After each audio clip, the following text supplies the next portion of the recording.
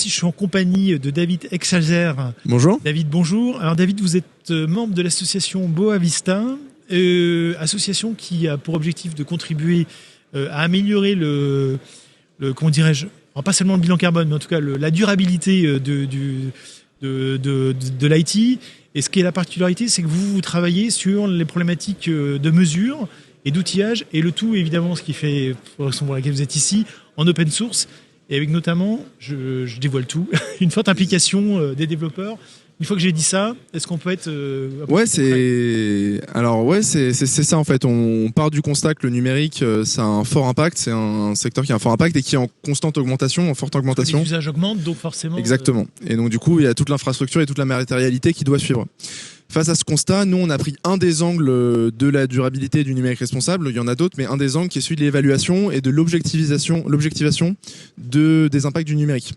Donc l'objectivation, non seulement sur les questions de carbone, mais aussi sur les autres impacts, notamment sur l'utilisation de ressources naturelles ou la consommation d'eau. Voilà. Ça, oui. En s'inspirant de méthodes qui viennent de l'analyse de cycle de vie, qui considèrent plusieurs critères d'impact sur l'ensemble de cycle de vie des logiciels et des équipements. Donc à la phase de fabrication, l'usage, etc. Et donc du coup, partant de ce constat, on essaye donc d'évaluer ces différents impacts, d'améliorer l'état de l'art de l'évaluation en proposant des données, des méthodes et des outils ouverts qui permettent aux organisations de pouvoir en fait intégrer l'évaluation dans leurs processus de diffusion. Voilà. Et alors donc aujourd'hui, on est sur un événement Kubernetes, donc évidemment dédié à l'open source.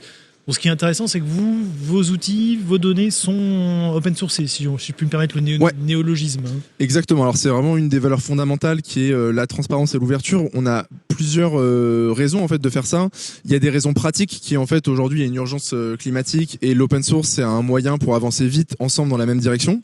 Il y a une question de normalisation, c'est qu'aujourd'hui il y a plein de manières de prendre en compte les impacts environnementaux du numérique. Il y a des enjeux logiques et si on veut pouvoir avoir des résultats comparables, il faut avoir des normes et quoi de mieux que l'open source pour établir des normes. Et il y a une raison qui est plus politique et démocratique, c'est que les évaluations, elles permettent de prendre des décisions politiques, soit dans les organisations ou au niveau des États. Et donc, si ça se base sur des évaluations qui sont pas ouvertes et qui sont pas auditables par les citoyens, ça pose des grosses problématiques d'accaparation des connaissances par une seule partie de la population. Alors aujourd'hui, est-ce qu'il y a des, comment dirais-je, parce que vous mesurez, est-ce qu'il y a des tendances, des valeurs, comment dirais-je, qu'il faut mettre en avant, qui vous paraissent, comment dirais-je, que les entreprises, que les organisations qui nous écoutent ou qui nous regardent doivent tenir compte rapidement. Un des schémas classiques, c'est j'en ai un, les terminaux, voilà. Le schéma classique, c'est les 3/4 de l'impact carbone, c'est 80% des impacts carbone, c'est les terminaux, par exemple, quand on parle d'infrastructure ou de consommation individuelle. Alors je vais vous répondre. Non, mais c'est bien. Je vais répondre un petit peu à côté déjà, c'est que nous, on n'aime pas dire qu'on mesure, mais qu'on évalue, parce qu'on est dans un secteur en fait où c'est très très difficile. On est sur des ordres de grandeur et encore, voilà. C'est bien. Donc petit disclaimer. Et ensuite, des gros ordres de grandeur, effectivement, il y a toujours entre 2 et 4% des émissions de gaz à effet de serre, un secteur en forte croissance. Effectivement, en France, en tout cas, les terminaux apparaissent comme étant la principale source d'impact, sachant qu'en fait, ça, c'est si on prend en compte seulement les data centers qui sont produits en France, enfin qui sont établis en France. Sauf qu'en France, on utilise des data centers qui sont à l'étranger avec une électricité qui sont un impact environnemental plus fort, carboné. Et ça, aujourd'hui, on n'arrive pas à le prendre en compte parce que c'est très difficile méthodologiquement d'aller identifier quels sont les data centers, les parts de data centers qui sont dont les usages français sont responsables. Donc je pourrais pas vous affirmer de chiffres, voilà, il y a des grands chiffres. Et la deuxième réponse, c'est qu'en fait, quand on est dans le milieu de l'évaluation, on se rend compte vite que ce qui est plus intéressant au-delà des chiffres qui en ressort, c'est la démarche. Et c'est pour ça aussi qu'on a cet aspect communauté de pratique et intégration dans les organisations. C'est que nous, on voudrait que ça devienne une nouvelle capacité de l'organisation, l'évaluation, que les personnes elles s'intègrent dans le processus d'évaluation et que finalement ce qui leur sort c'est pas nécessairement les chiffres, alors peut-être quelques ordres de grandeur, mais c'est plutôt de comprendre les dynamiques et que les organisations deviennent des acteurs critiques en fait de l'évaluation pour en comprendre les tenants et les aboutissants. Ouais, exactement. Mais justement, il y a un certain nombre d'obligations légales qui sont arrivées, et vous n'avez pas le sentiment que ces fameuses obligations notamment sur de mesures de son impact, qui sont maintenant dans le bilan des entreprises. Et beaucoup de grands comptes aujourd'hui vous demandent, grandes entreprises demandent à leurs fournisseurs, voilà, un bilan. Des comptes. Des comptes, un bilan très précis. Vous avez l'impression que ça va dans le bon sens, ou c'est finalement un peu artificiel, ou parce que j'ai bien aimé le côté vous donnez des ordres de grandeur et pas en mesure, ce qui est pas effectivement ce qui est un vrai problème dans ce secteur.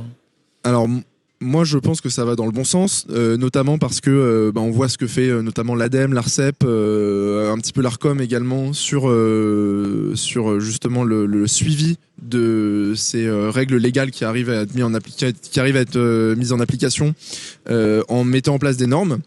Et voilà, il y a un travail qui est fait de normalisation qui est assez intéressant et que nous on suit et qu'on soutient.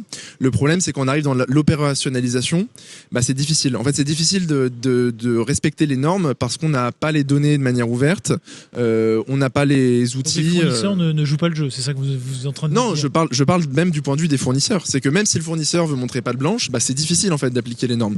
C'est un processus qui est douloureux et qui nécessite une vraie volonté de l'organisation. Et nous, ce qu'on essaye dans Boavista, c'est d'un côté de pousser, d'aider les régulateurs dans les normes, mais surtout de pouvoir le rendre implémentable, parce que c'est ça l'enjeu. Et derrière, si on arrive à le faire en France, aller à l'international pour aller porter nos normes qui, en France, sont assez en avance par rapport au reste du monde. Donc implanter les normes, ça veut dire que dans les organisations, ça veut dire quoi concrètement? Ça veut dire des données ouvertes qui respectent les normes, des méthodes ouvertes, des méthodes mais vraiment dans le sens actionnable, qui vont au-delà de la norme, donc des processus en fait si vous voulez, des procédures, et en particulier des outils ouverts qui permettent de faire du reporting en respectant les normes. Je vous donne un exemple, on a un de nos outils qui est une API qui permet à partir des caractéristiques techniques d'un serveur d'évaluer ses impacts à la fabrication et à l'usage. D'accord. On a la même chose dans le cadre d'un contexte cloud, par exemple. Alors, c'est des outils qui sont au stade de POC, on est en perpétuel développement, mais on suit ce qui est fait au niveau des normes, parce que nous, notre enjeu, c'est pouvoir respecter, en fait, que ces outils respectent les normes qui arrivent et qui rendent, en fait, les normes implémentables par les organisations. Donc, si je vous entends bien, une fois dépassé le cadre du POC, je déploie ces API dans mon data center, sur mon infra, et comme ça, je mesure l'impact de... En gros. Après, encore une fois, j'ai un ordre de grandeur en tout cas, oui, c'est déjà pas mal. Mais encore une fois, il y a cet aspect produit. On pourrait dire les organisations pourraient être consommateurs de ces produits.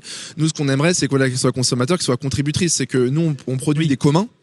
Et l'idée, c'est pas de juste les fournir. Consommateur, c'est aussi d'aller dans l'autre sens, c'est de produire ses propres outils et de les reverser à la communauté, ce qui est la démarche open source et qui est le sens de cet événement.